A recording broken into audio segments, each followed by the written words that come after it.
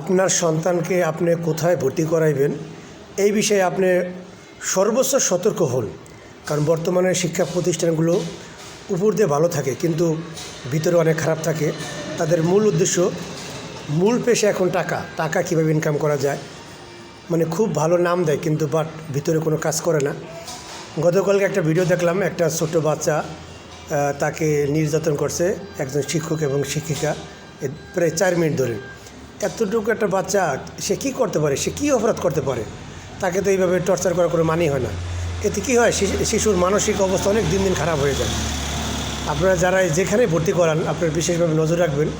আর দেশের প্রশাসনের দৃষ্টি আকর্ষণ করছি, আপনারা যারা আছেন তারাও এই বিভিন্ন জায়গায় জায়গায় যে শিক্ষা প্রতিষ্ঠানগুলো গড়ে উঠছে সেগুলোর প্রতি একটু বিশেষ নজর রাখবেন।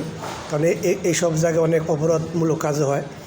আর বর্তমানে শিক্ষকরা তো জানোয়ারের চেয়েও খারাপ, তারা বাচ্চাদের সাথে অনেক খারাপ কাজও করে।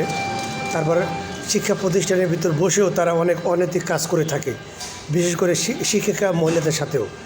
আর এটাই এখন হচ্ছে অ্যাভেলেবেল। আপনার বিভিন্ন ফেসবুকে কোন, ইউটিউবে কোন, যে জায়গায় ঢুকবেন এরকম খবর আপনি পাইবেনই। বিশেষ করে মাদ্রাসাতেও এরকম ঘটনা ঘটে। আর এই বিভিন্ন চিলড্রেন ক্যাম্পাস বিভিন্ন যেগুলো আছে বাচ্চারা পড়ে সেগুলোতে হয়।